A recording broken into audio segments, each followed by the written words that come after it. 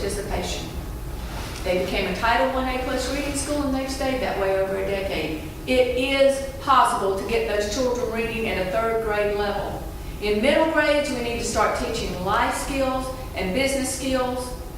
And then in the high schools, we need to partner with technical and community colleges.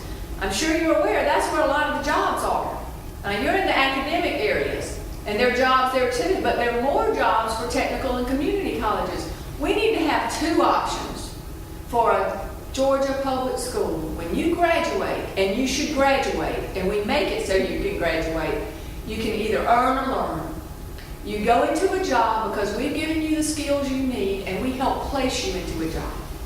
Or you go to a higher learning experience, and we help you go there too. We don't have a 3rd option of dropping out. We have earn or learn, and we can turn it around. And our university system is so important to our state. That's where the minds that will create the jobs of tomorrow are nurtured. We do not need to be cutting our university system.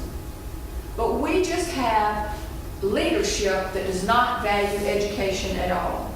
There are so many solutions on what we can do, but I need to get you all engaged. I'll be happy to answer some questions, but I do want to mention that Russell Edwards is having a concert tonight at 9 o'clock on 420 East Clayton Street at the Last Call.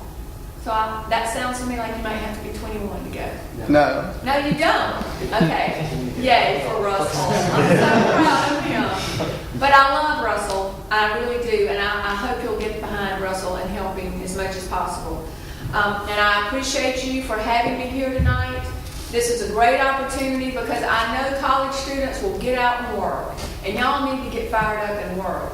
Because I know those children that are in Johnson County and in Wrightsville, and they deserve our help. Those of us who have been given great opportunities, and everybody in this room has been given a great opportunity. If we don't stand up for them, who will? When I saw that no one was going to run against Casey Cagle, who I consider one of the most corrupt, now that Glenn Richardson's gone, one of the most corrupt politicians. I mean, he absolutely took a phone call from a donor when they were discussing the transportation bill on the floor of the Senate and left the floor to go take the call, and by the end of the week, that bill got pulled in the Atlanta Journal. There is so much of that is going on. The no-bid contracts, and I'm sure you've seen all the Roy Nathan ads, Casey Cagle was there every single time. Look at the Congressional Ethics Report. It took place in his office twice on page 10. And basically, here's what, in a nutshell, what happened. So when people ask you about it, you can tell them.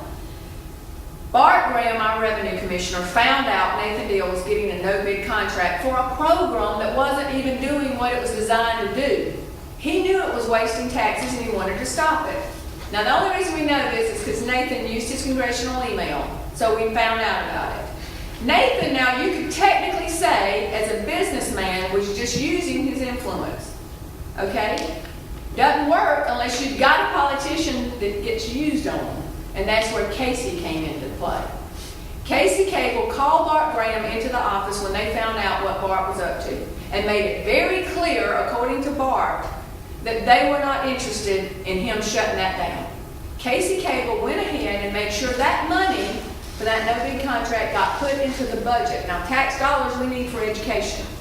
Put that money in the budget. Well, guess what we found out 2 weeks later? Nathan Deal has a loan at Casey's bank. Does anybody think that's all right? He's taking our money, putting it into the pocket of a friend who has a loan at his bank. That's what I want to stop. They're both from Gainesville. And in the paper today, there was another story about Nathan trying to get a landfill that was on top of an old landfill, and they were worried about the water going in. It wasn't authorized. There were already 2 other landfills. And you really almost got to read the article to be able to keep up with how many times they were saying, we didn't have anything to do with this. And the next sentence would say, but the documents prove otherwise. Over and over and over. And guess what? Casey was there too. But that was even before he was the lieutenant governor. So it's just a pattern that's been going on forever and ever and ever. And I need you to help me stop it. I do think there's a great day. Bill Calzert, who's from Athens, I think he's a great guy. I know him, I know his family, and I think there's a great day ahead for Georgia. I think with Bill Cowser, actually, according to the blogs, ran for caucus leader of the Republican Party on taking power away from Casey. I think the backroom thing is that Eric Johnson had been running it for a while, and now that he's gone, they're not sure Casey can do it. So even his own people are starting to turn on him. Eric Erickson, the Red State blogger, said in a blog, we need to take out a guillotine and take them all off at the top. And he included Casey Cable. Fred Cooper on the Board of Regents here at the University of Georgia. When Sonny Perdue sent the list for the Board of Regents over to the Lieutenant Governor, who's supposed to hand it on over to be voted on by the Senate, they vote him in as a slate. Casey, someone in his office, did not like Fred Cooper because he had supported Ralph Reed. So he just took his name off, passed the list on over to the Senate.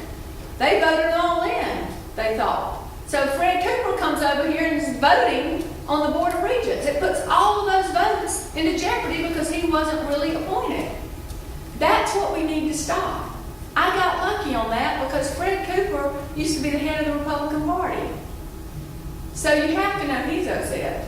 And he was helping Karen Handel, who was running against corruption too. So it all is coming around to play. And I think now that my ads have started, people are going to start to know I'm in the race. They didn't even know I was in the race because unless you can get those ads out, people really don't know what's going on. So the last poll I saw, Casey was at 50% with a 20% undecided. That means they know him, they don't like him, but they don't know who else to vote for because they don't know anything about me. Once they see my ads and we start getting in the press more and more and more, because I hope he's going to get a pants on fire on that protecting education. That is just ludicrous. They interviewed a guy at the Kennesaw State political scientist, and he said people that keep up with educational funding are going to choke on their coffee when they see that ad. I mean, it's so blatant lies. But I really think I have a good chance. I know it's not a great year for Democrats, but if we get out there and tell the truth, we can bring in those independents and a lot of Republicans to vote for us. I got a great endorsement from Ray Boyd. Remember him? The guy that was